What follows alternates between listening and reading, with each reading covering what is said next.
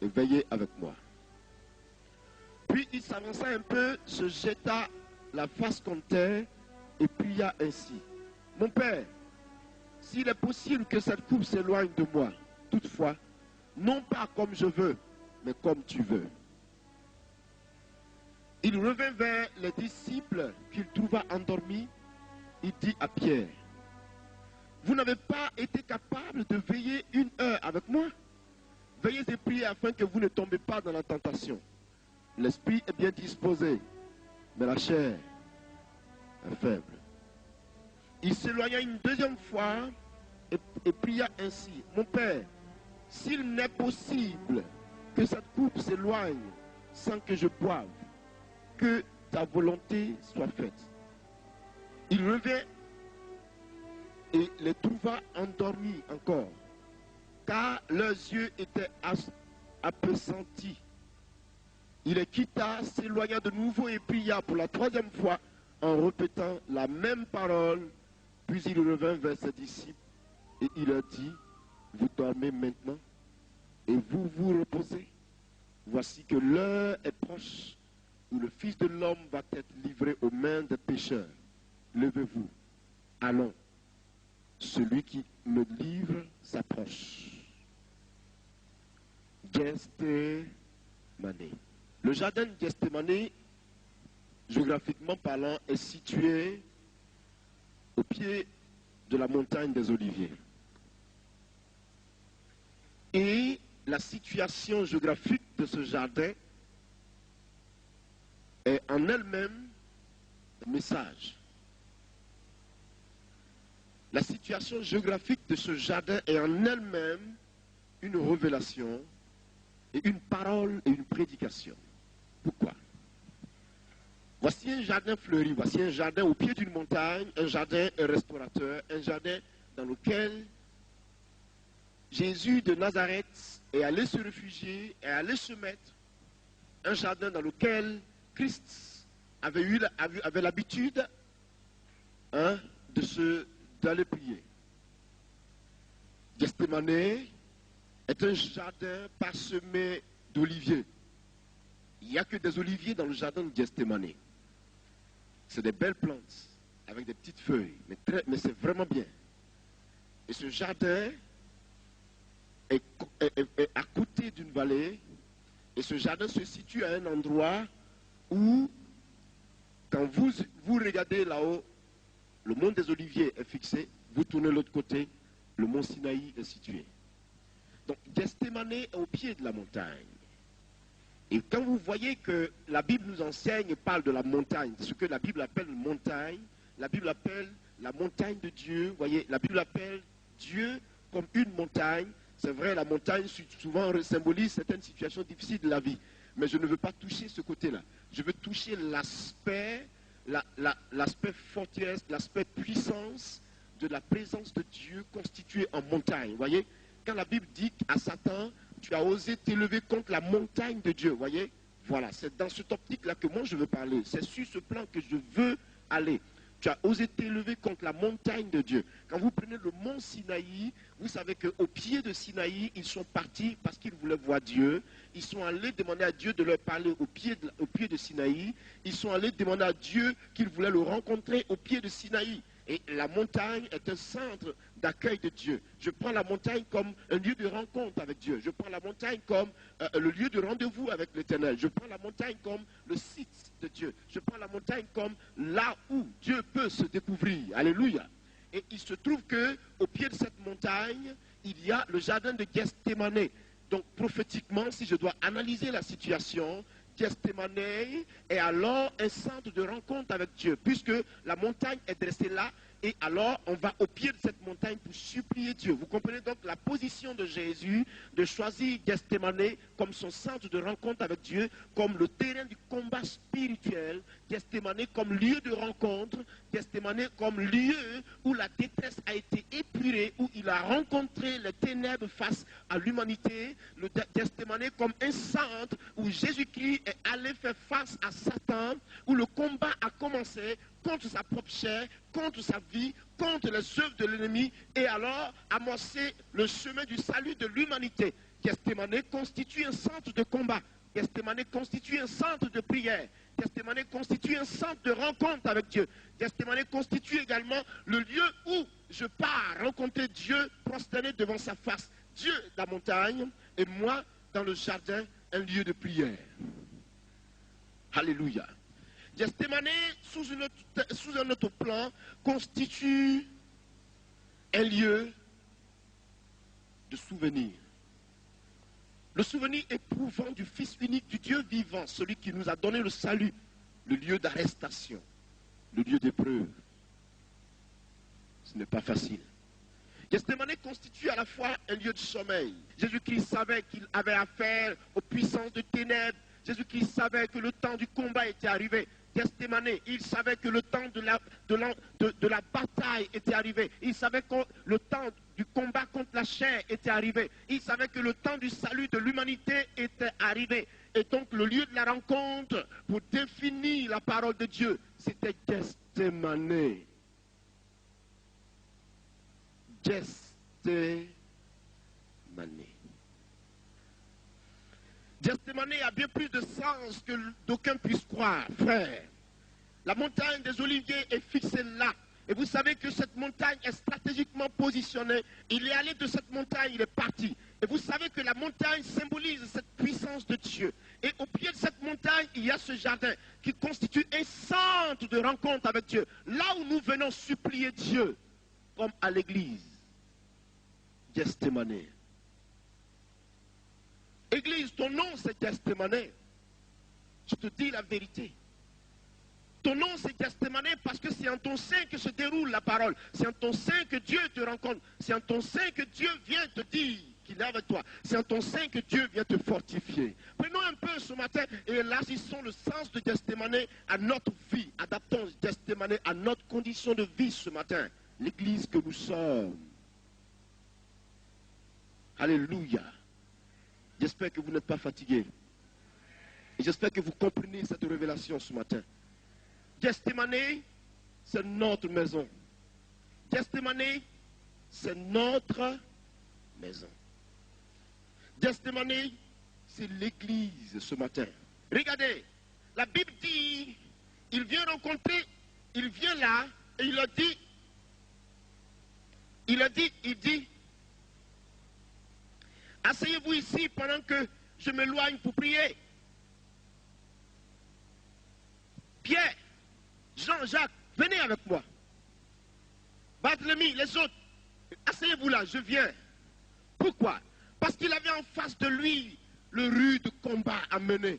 Ce n'était pas facile pour Jésus de Nazareth, quelqu'un qui était vivant, chair et en os, et qui savait que dans quelques heures, je vais être pointé à la croix. Dans quelques heures, on va me percer la côte. Dans quelques heures, je vais subir la mort cruelle, la méchanceté de l'humanité. Quand vous n'êtes pas conscient que vous allez mourir, encore vous supportez moins la chose. Mais écoutez, quelqu'un qui est conscient que dans peu de jours, je vais être guillotiné, dans peu de jours, je vais être assassiné, dans peu de jours, je vais être tué. Ce n'est pas facile.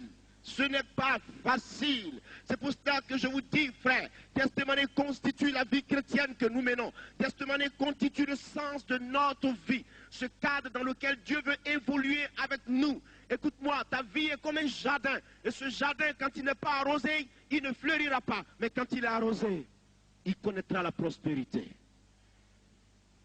Ce jardin, ce matin, frère, c'est moi, frère, c'est toi. Et dans ce jardin, Jésus-Christ va venir. Et Jésus-Christ de Nazareth va séjourner pour que Judas sache qu'à cette période de la nuit, puisqu'il devait être 3 heures du matin apparemment, Judas, pour qu'il sache que c'est dans cet endroit que Jésus-Christ était, il fallait alors qu'il soit avec lui dans ce lieu pour le déterminer, parce que personne ne savait que faisait Jésus.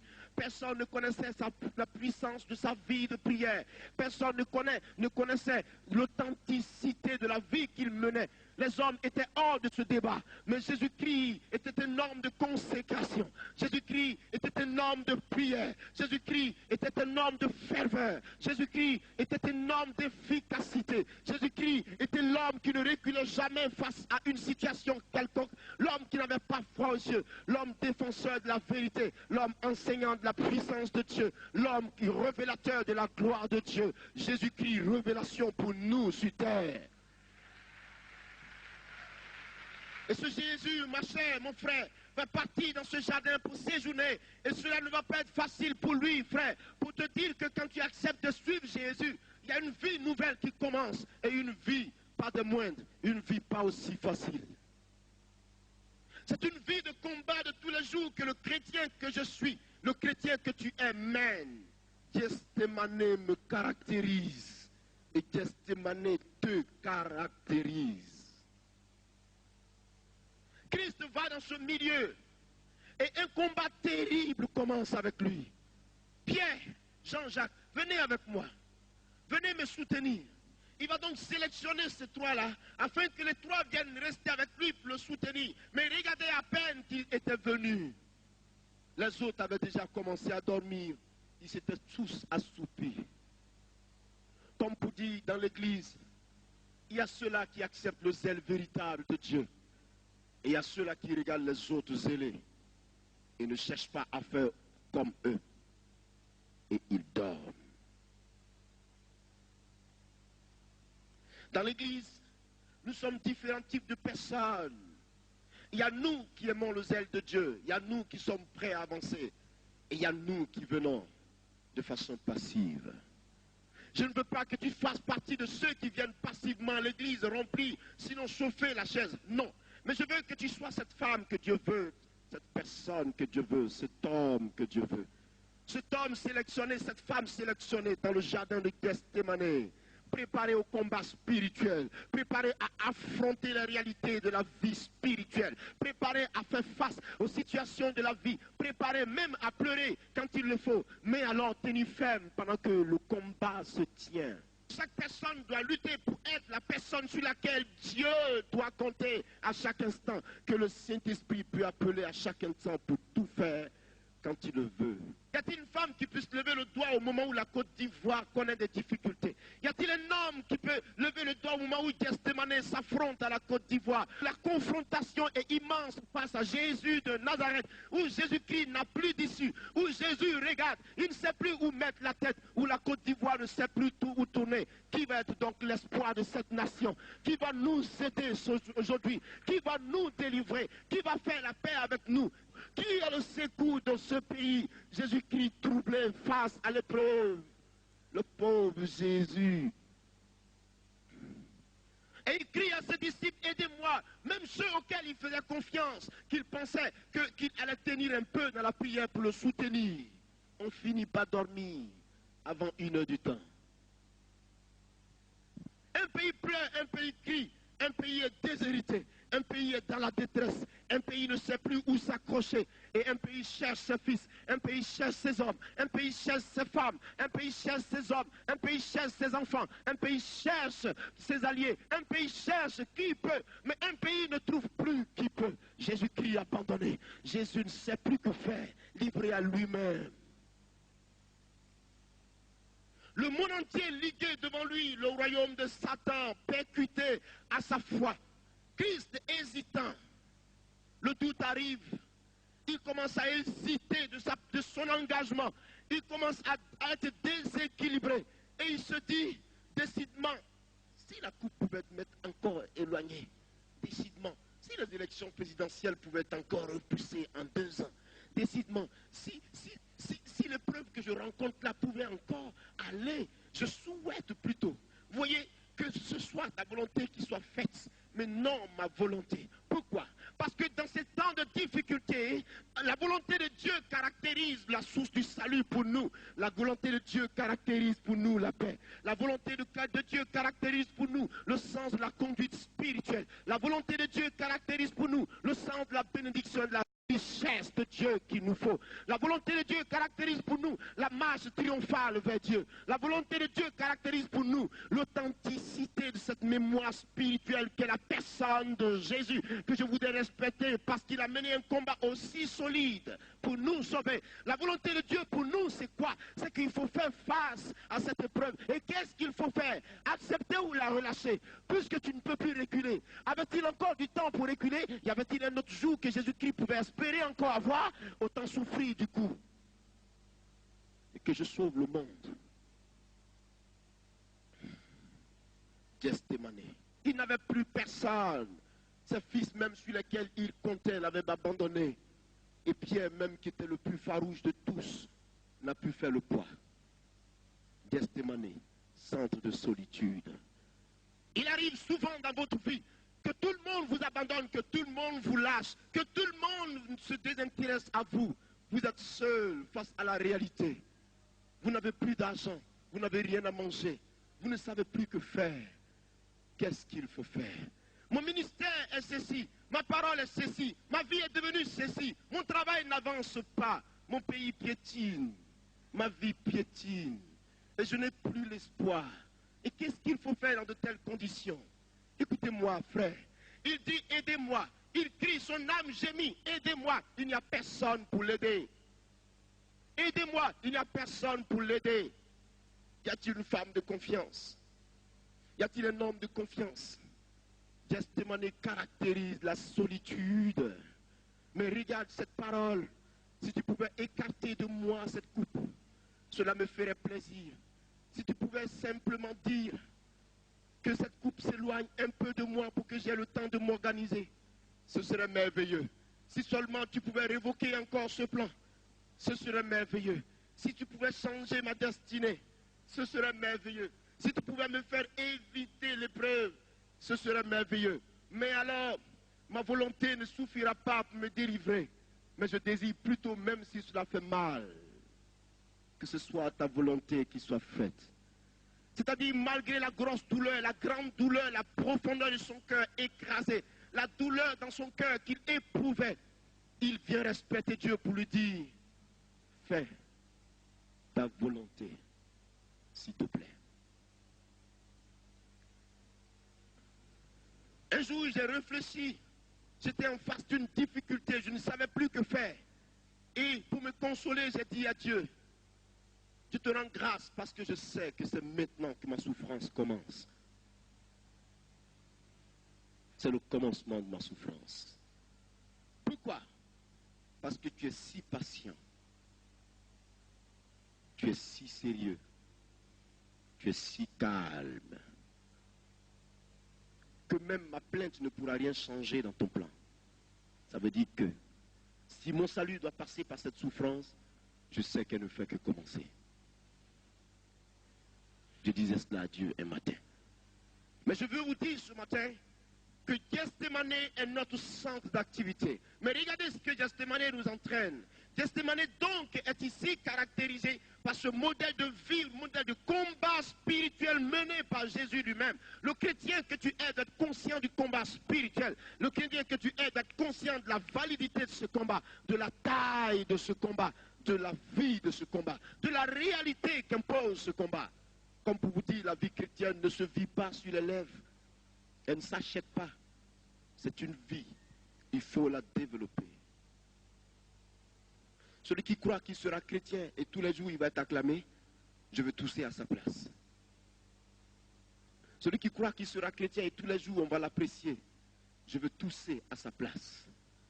Celui qui croit qu'il sera chrétien et tous les jours on va l'estimer, on va l'élever, je veux tousser à ta place. Car la chrétienté constitue à rechercher les vertus de l'Esprit de Dieu malgré le prix que cela détient. Et plus Dieu t'élèvera, ma fille, mon fils, plus Dieu t'élèvera, plus la taille de l'épreuve se présentera. Plus tu devras traverser cette épreuve, car après cette épreuve, il y a un sujet de gloire. Qui de nous peut enlever à Jésus-Christ cette taille? Qui de nous sur la terre peut contester la puissance de sa présence? Qui de nous dira que Jésus n'est pas Seigneur? Qui de nous viendra dire que Jésus-Christ n'est pas Dieu? Qui de nous le dira? Ni aujourd'hui ni demain. Tu ne diras pas ces choses. sans que l'Esprit de Dieu ne se révèle à toi pour te démontrer qu'il n'y a que lui seul qui s'appelle Dieu. Il est Dieu aujourd'hui, il est Dieu demain, il est Dieu définitivement. Mais écoutez, afin qu'il parvienne à ce niveau, afin que Christ soit assis à la droite du Père, appelé Dieu, vous savez de quoi il a souffert? C'est Gethsémane, le centre du combat. Il a souffert, frère. Il a souffert ici dans ce jardin.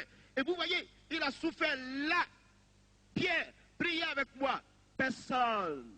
Vous allez vers quelqu'un, aidez-moi en prière, ça ne va pas. Personne n'ose vous faire face. Les amis les plus proches vous ont quitté. Les parents vous ont abandonné parce que vous avez accepté Jésus-Christ. Les amis vous ont abandonné parce que vous avez accepté Jésus-Christ. Alléluia. Les parents vous ont dit, nous coupons les ignames avec toi parce que tu as accepté Jésus. Cette histoire, ça ne nous intéresse pas. Celui qui porte un vêtement, c'est celui-là qui connaît la valeur de son vêtement. Toi qui as reçu Jésus, c'est toi seul qui sais qui Christ est pour toi. Ça ne se conjugue pas au pluriel. Ça se conjugue au singulier. Jésus-Christ est. Il ne s'est jamais dit Jésus-Christ sont. Jésus-Christ est. Pourquoi? Pour moi. Est. Pour moi. Gethsémane est un centre de combat. Gethsémane est le centre de la prière. Il dit, mon âme, dans le verset 38, mon âme est triste jusqu'à la mort. Restez ici, veillez avec moi. Gethsémane nécessite un soutien. Gethsémane est dans le centre dans lequel chacun doit espérer avoir un soutien. C'est-à-dire, l'église doit être une église de soutien. Les chrétiens doivent être des chrétiens qui se soutiennent mutuellement. La Bible dit que celui qui est fort, réjouissez-vous avec les faibles. Soyez faibles avec les faibles, soyez forts avec les forts, soyez riches avec les riches, soyez pauvres avec les pauvres. Il faut aller au secours de ton frère. La communauté, c'est ça. Il n'a pas de soutien. Certainement que tu es quelque part ce matin, tu as un besoin, tu as un problème spirituel, tu as besoin qu'on te soutienne, mais tu ne sais plus à quel jeu jouer, tu ne sais plus à qui t'accrocher. Y a-t-il une femme de confiance? Dieu cherche. Le jardin de Gethsémane. Regarde autour de toi. Quelque chose est florissant. Tu veux le toucher, tu n'y arrives pas. Tu as certainement besoin qu'on t'aide. Jésus-Christ n'a pas eu ce soutien. Et tu ne l'as pas également. Comme pour dire, dans les moments difficiles, c'est là qu'on découvre qui est le véritable ami. Comme pour dire que lorsque la vie devient compliquée devant vous, vous voyez dans les cœurs qui vous aiment. Et qui est pour vous. Ce n'est pas facile. Le désert se présente à toi. Le désert est fleurissant, frère. Parce que le jardin de Gethsémane, miraculeusement, est fleurissant dans ce désert.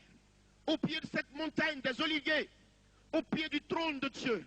Ce jardin est fleurissant. C'est pour cela que Dieu veut que tu sois un chrétien fleurissant. Dieu veut que ta vie soit une révélation. Quand bien même que le désert t'entoure, mais le secteur que tu occupes, le cœur que tu as, est fleurissant de la parole de Dieu, gémissant de gloire de Dieu, relevant la puissance de Dieu, imbibé de l'Esprit Saint, fleurissant de la bonté divine. Sois chrétien. Gethsémane. Puis il s'avança un peu, se jeta la face contre terre et pria ainsi. Mon Père, s'il est possible que cette coupe s'éloigne de moi toutefois, non pas comme je le veux, mais comme tu veux. Gethsémane est le centre de la recherche de la volonté de Dieu. Êtes-vous troublé? Il faille que vous vous intéressiez à Dieu. Êtes-vous troublé? Il est question de dire au Seigneur, je veux savoir ta volonté pour ma vie. Qu'est-ce que je dois faire? La Côte d'Ivoire est arrivée à un stade aujourd'hui où tout le monde se pose la question. Et notre vie est semblable à la vie de Jésus-Christ déroulée dans le jardin de Gethsémane. Et personne ne s'intéresse à Dieu. Mais personne ne se pose la question. Et quelqu'un parmi nous se dira certainement, Dieu, où est ton plan? Chacun a une idée qu'il développe. Chacun a une pensée qu'il croit nette. Chacun a quelque chose qu'il croit juste. Mais la Bible déclare que chaque personne, plutôt, les pensées de l'homme lui profilent beaucoup de choses dans l'esprit. Mais dans toutes ces choses, il n'y a que la volonté de l'Éternel qui s'accomplira. Et vous comprendrez que Dieu a un plan pour vous et pour moi. Dieu a un plan pour nous. Dieu a quelque chose pour nous. Dieu n'a jamais laissé un homme comme ça, libre. Dans le jardin de Gethsémane, Jésus-Christ était confronté à la situation. Cette situation auquel non seulement il ne pouvait pas échapper, mais qu'il désirait abandonner. Il voulait raccrocher parce que l'épreuve était difficile. Il vous arrive souvent de dire, je ne peux plus continuer parce que c'est difficile. Je ne peux plus avancer parce que la chrétienté est comme ça. Les chrétiens sont méchants. Telle personne est ceci, telle personne est cela. C'est vrai, cela peut arriver. Mais alors, cela compose les réalités du combat. Et fuir cette réalité nous oblige à la destruction. Tu dois passer par là. Dis à celui qui est à côté de toi, tu dois passer par là. Aujourd'hui, afin que les Ivoiriens comprennent qu'il y a un Dieu, afin que les Ivoiriens comprennent qu'ils n'étaient pas, qu'ils étaient sur le mauvais chemin, il fallait qu'il nous arrive les situations qui nous arrivent aujourd'hui. Oui ou non? Pourquoi? Parce que voici un pays qui a connu un paroxysme de gloire, que Dieu a élevé, mais un pays qui n'a même pas cherché à penser à son Dieu. Un pays qui a voulu vivre avec son argent. Un pays qui s'est développé des maîtresses, des seconds bureaux, des 90 000 bureaux. Un pays qui a vécu à 199 à l'heure. Un pays qui a voulu faire de sa vie ce qu'il voulait. Un pays même qui a fermé ses oreilles face à l'Éternel. Je vous dis la vérité, frère. Si vous voulez m'entendre, écoutez-moi ce matin. Et sachez que l'Esprit de Dieu parle à son peuple, il parle dans le cœur de ses enfants. Un pays qui a vécu à une allure qu'on ne pouvait plus arrêter. Vous comprenez, frères et sœurs, un pays qui a adopté le péché et qui a lié même son pacte avec le péché. Parce que dès que quelqu'un est devenu un peu important, c'est-à-dire qu'il doit avoir 90 000 femmes, il doit avoir 1000 femmes, ça veut dire que l'homosexualité même est montée jusqu'à l'appareil de l'État. Et nous savions que notre classe dirigeante était rentrée dans le désordre, le mal, la destruction. Et vous savez que ces choses sont la malédiction.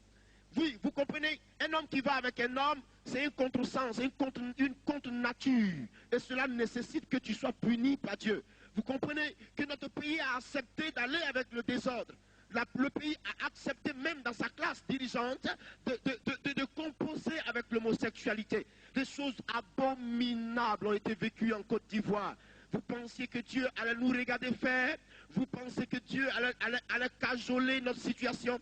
Vous pensez que le Seigneur n'allait pas se fâcher? Vous pensez que le Seigneur n'allait pas innover la situation? Dieu nous envoie face d'une réalité aujourd'hui.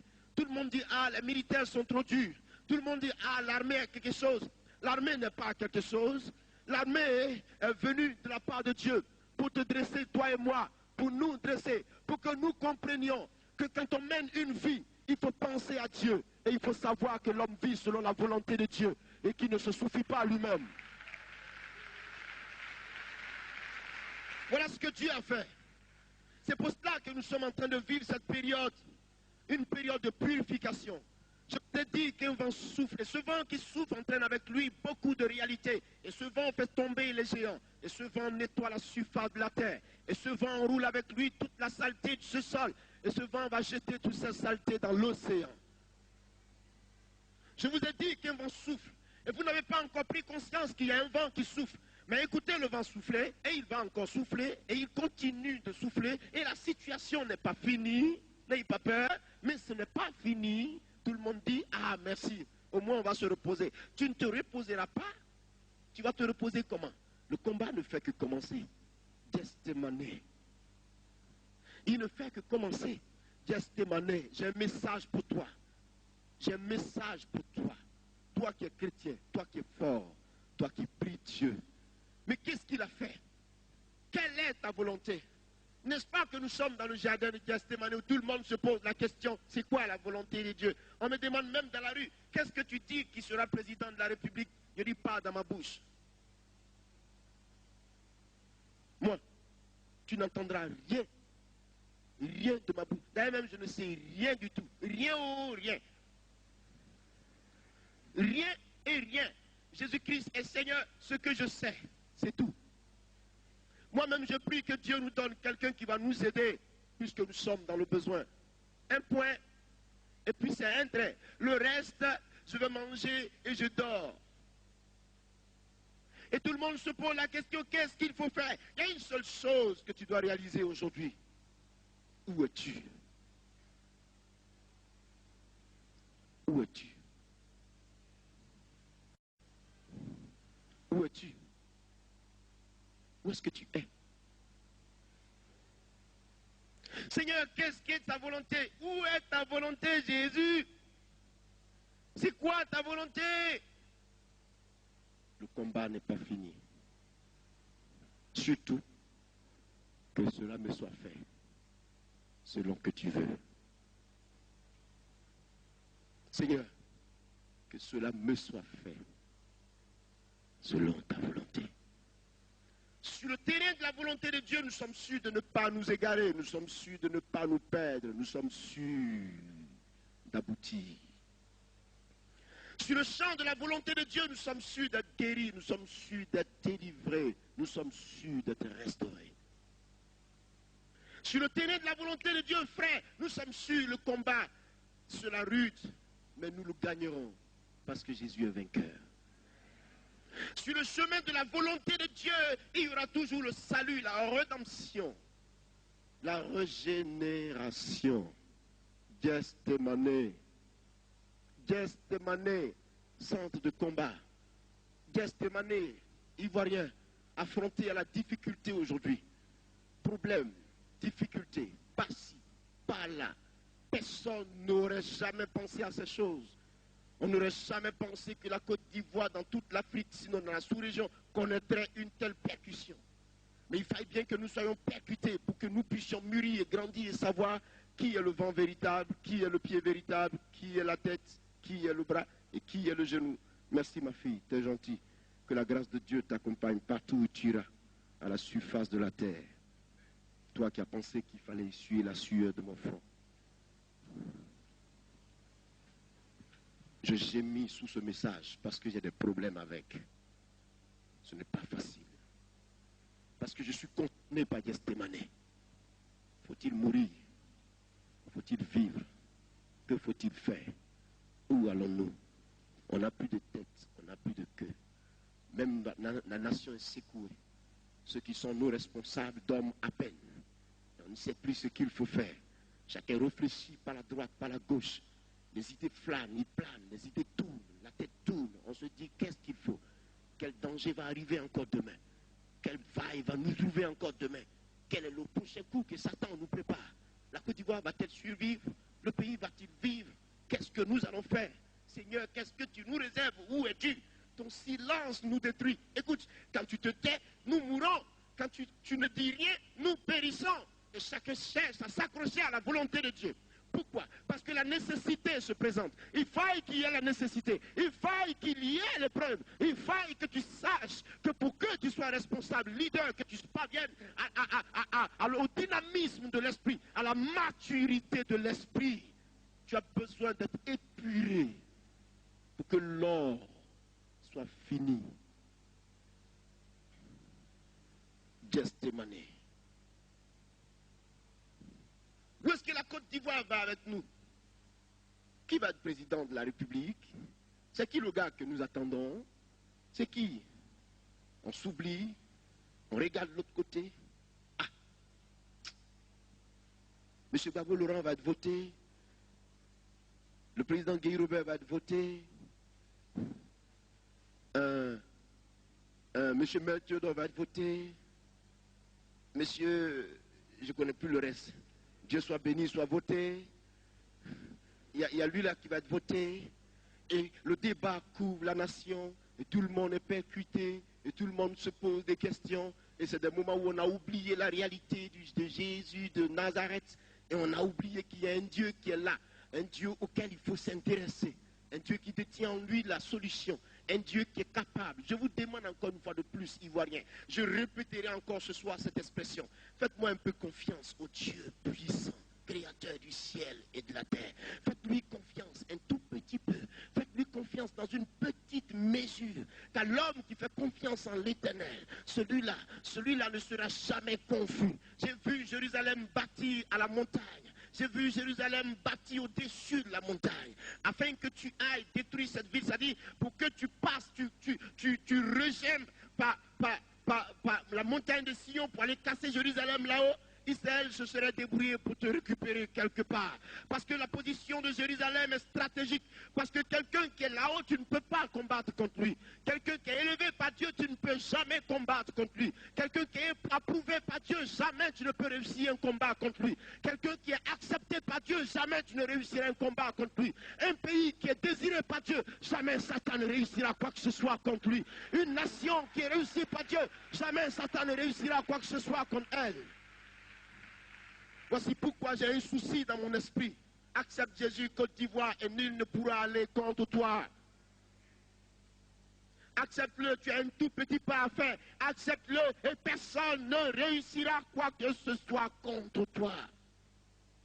Jérusalem est bâtie sur la montagne de Sion. Soyez armés. Courez comme vous voulez. Mais vous serez un peu fatigués. Et en plus, quand vous prenez la montagne, vous avez encore la muraille de Néhémie à franchir, une forteresse. Et Jérusalem est entourée de protection, avec les geôliers à la tête. Vous pensez que Dieu n'est pas puissant? Vous pensez que Dieu n'est pas formidable? Vous pensez que le Dieu de Jésus de Nazareth, le Dieu que Jésus-Christ a prié sur la terre, le Dieu que je prêche, mon Jésus n'est pas capable? Vous croyez qu'il n'est pas du tout capable? Vacillez à vos activités, faites comme vous voulez, mais Dieu ne demeure pas moins Dieu, et Dieu ne se soucie de rien, et Dieu n'a pas de problème. C'est nous qui avons besoin de lui. Dans le jardin de Gethsémane, il réussit le combat. Il sort du jardin de Gethsémane, le centre de l'arrestation, le centre de la turbulence, le centre de la violence. Aujourd'hui, la Côte d'Ivoire est devenue un centre percuté, un centre de difficulté, un centre de violence. Gethsémane, Côte d'Ivoire, je te préviens. Qu'est-ce qui s'est passé ce jour-là? Hein? Il y a eu quoi? Ils sont venus l'arrêter. Le pauvre prosterné en train de prier, il dit, l'heure est arrivée, levez-vous, vous dormez. L'homme qui m'arrête est devant la porte. Le temps du soutien, le temps du cri, le temps où l'âme désire un soutien. Tout le monde lâche ce pays. Tout le monde ne veut plus de la Côte d'Ivoire parce qu'aujourd'hui, on dit quelque chose. Elle est devenue quelque chose. Hier, tu étais un centre d'intérêt pays. Aujourd'hui, tu as perdu ton centre d'intérêt. Hier, tu étais un centre de développement économique et social. Et tout le monde courait vers toi pour comprendre, savoir et avoir son intérêt. Tout le monde venait à ton sein pour savoir et prendre son argent, développer sa culture, implanter son entreprise. Et aujourd'hui, parce que tu es en difficulté, tu es abandonné. Et si toi-même tu pouvais comprendre que lorsque tout le monde t'abandonne, l'Éternel se montre encore fort pour toi et à ton profit. Si tu pouvais le comprendre, tu n'auras jamais su que Dieu est pour toi. Et vous ne pouvez pas comprendre ça. Avez-vous déjà vu Dieu abandonner l'orphelin? Tu es abandonné. Côte d'Ivoire, tu es abandonné, ma fille. Tu es abandonné, ma fille. Abandonné de tous. Les parents alliés les plus puissants qui criaient pour toi hier, aujourd'hui t'ont lâché. Même la communauté internationale refuse de financer tes élections. Laissez-moi tousser. Kakou, continue ta vie. Personne n'a connu Jésus. Personne n'a jamais su quelle est la couleur du Seigneur. Il n'a pas de couleur. Il est pour tout le monde. Il est favorable à tout le monde. Il n'attend qu'un seul cœur qui puisse gémir à son profit. Et Dieu se lève pour se manifester. Êtes-vous sûr qu'on abandonne quelqu'un et Dieu se lève pour l'abandonner? Vous me permettez de rire un peu? Personne n'a connu Jésus. Vous ne l'avez pas encore connu. Vous avez vos pensées, mais Dieu demeure Dieu. Et la pensée d'un homme ne pourra jamais, jamais transformer la puissance de Dieu. Jamais. Il ne compte sur personne pour réaliser sa puissance. Il crée toutes choses basse à droite. Il a compté sur sa propre parole pour démontrer la puissance de son règne. Pour sortir de la tombe, il n'a eu besoin du secours de qui que ce soit. L'armée même qui a été mise devant, dans ce jardin, devant le tombeau. Cette armée qui était placée là, sur Golgotha, devant le tombeau, pour veiller à ce qu'on ne vienne pas le sortir de là. Où était cette armée? L'ange est venu déplacer la roche sans que personne ne le voie. Dieu a-t-il besoin qu'un homme gémisse pour réaliser sa volonté? Dieu a-t-il besoin du comportement humain pour démontrer qu'il est Dieu? Dieu a-t-il besoin qu'on aille lui flanquer la tête pour savoir qu'il est Dieu?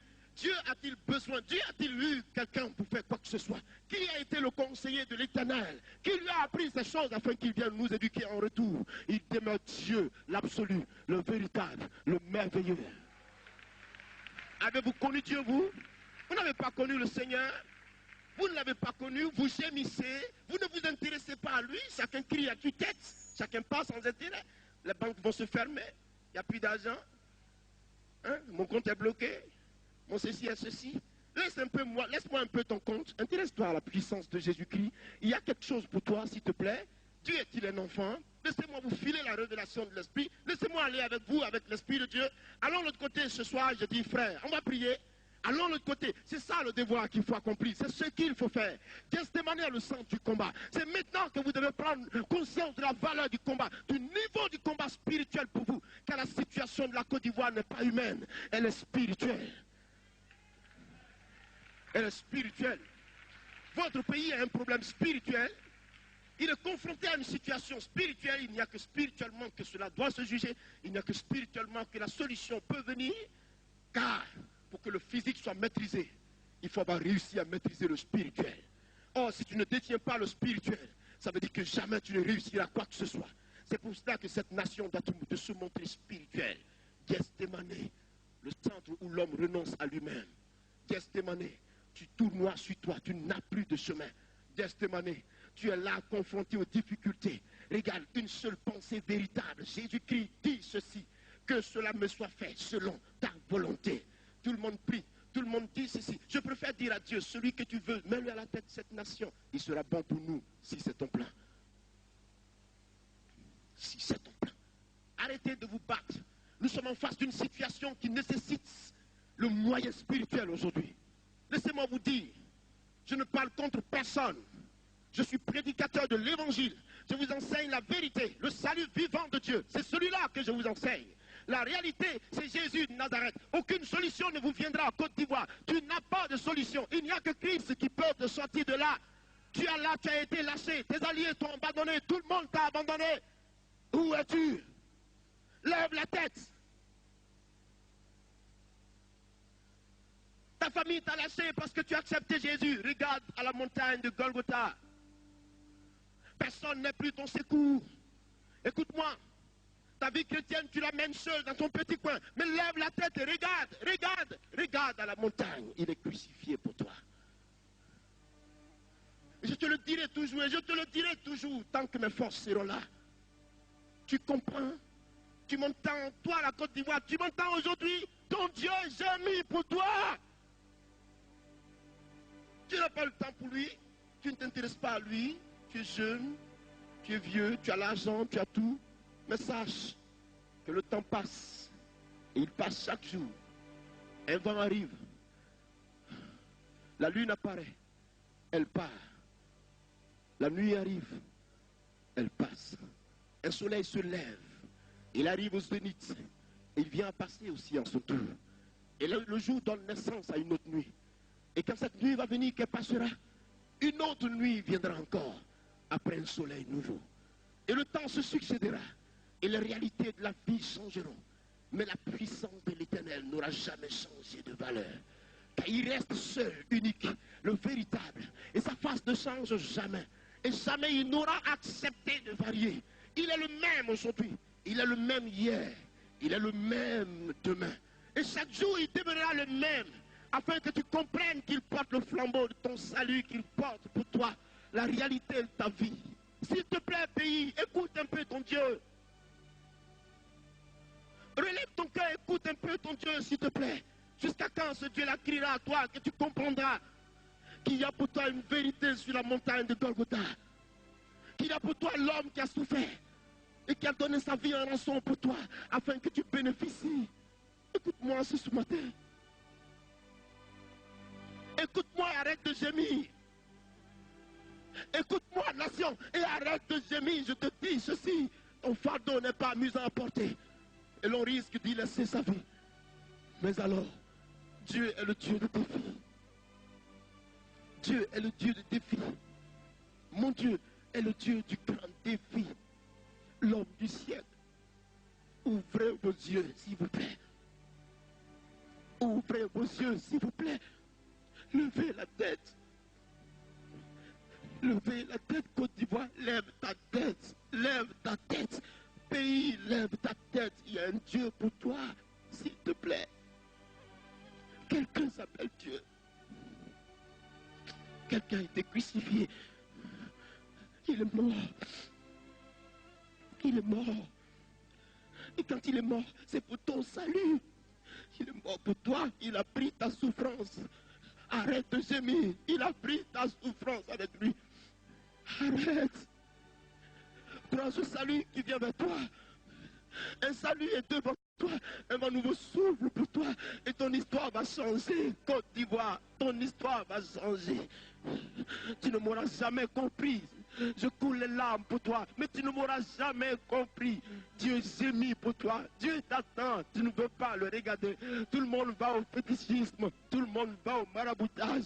Tout le monde va au sacrifice humain. Et le pays est pollué. Ce pays est pollué, s'il vous plaît. Il est détruit. Il est détruit par vos comportements. Et Dieu gémit dans son cœur.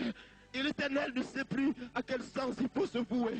Et le cœur de Dieu bat pour toi. Tu es percuté. Et Dieu pleure pour toi. Il pleure pour toi. Comprends ces paroles. Ton salut est devant toi. Ton espoir est là. Ton espoir est là. Jésus est mort pour toi. Il y a un espoir qui est devant toi. Comprends le salut de ton Dieu. Un pays, tu m'entends ce matin? Est-ce que tu m'écoutes ce matin? Il n'y a plus salut pour toi. Tu n'as plus personne pour te soutenir. Il n'y a plus personne pour t'aider. Tout le monde t'a lâché, Gethsémane. Une source de salut est pour toi qui apparaît à l'horizon. Un soleil nouveau se lève.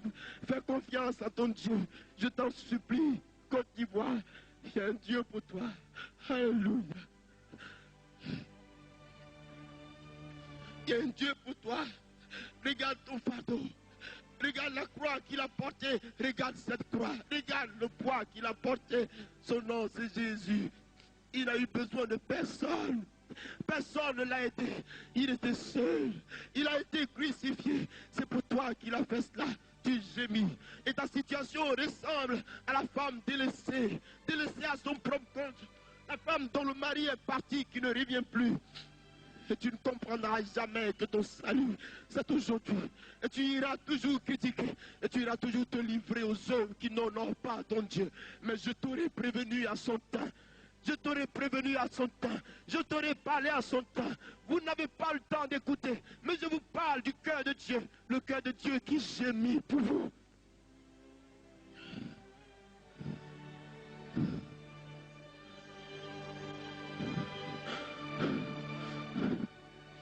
On aura abandonné celui qu'on connaît. On aura rejeté l'homme qui nous coûtait cher. On aura repoussé celui-là dont on voulait toute la vie. Celui pour qui nous étions irréels. Celui qui aura partagé tout avec nous. On l'aura certainement oublié. Mais la vie entraîne des réalités. Et c'est des choses que jamais vous ne réussirez à comprendre. Parce que la divinité de Dieu est indéfinie devant la face de la mémoire humaine. Parce que Dieu caractérise la connaissance infinie. Il est la révélation la plus parfaite qu'il te faut, Côte d'Ivoire. Il y a pour toi une révélation, Côte d'Ivoire. Jésus-Christ révélé à la face de la nation. Jésus-Christ révélé devant toi. Jésus peut te sauver. Jésus-Christ peut te sauver, s'il te plaît. Il y a encore une petite source d'espoir. Quoi qu'il en soit, y a-t-il quelque chose qu'il ne soit pas capable de faire? Son nom, c'est Jésus. Nul ne le commande. Il vit, il est spirituel, il est esprit, il est vivant. Pays de Côte d'Ivoire, tu as encore la bénédiction. Tu n'auras pas encore perdu la foi. Mais arrête de pécher, arrête le maraboutage, arrête la magie. Intéresse-toi à ton Dieu. Il a l'espoir pour toi. Le cœur de Dieu gémit pour toi. Il peut te sauver. Il peut te sauver, s'il te plaît. Jésus de Nazareth. Jésus. Tout le monde l'a abandonné. Et ce jour-là, il n'avait personne pour l'aider. Il a remonté la pente, il a souffert seul. Parce qu'il savait que pour toi, il obtiendrait le salut. Il avait caractérisé son œuvre pour toi. Jésus-Christ, j'ai mis dans son cœur pour toi. Il y a l'espoir pour toi, Côte d'Ivoire. Crois seulement un peu à ton Dieu.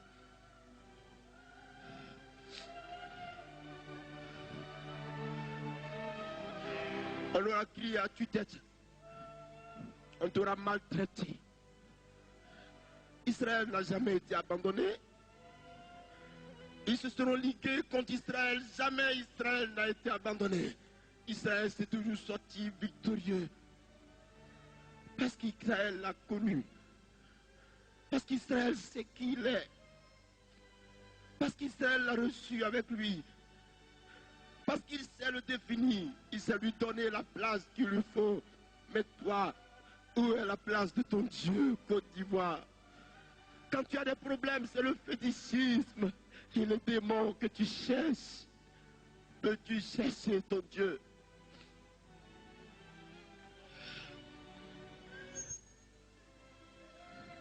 Il aura étalé le sens du salut pour toi. Il se sera révélé à toi dans quelque dimension que ce soit. Mais tu n'auras jamais préféré cette voie, ce chemin merveilleux. Écoute cette voix, s'il te plaît. Fais confiance à ton Dieu. Fais confiance en ton Dieu.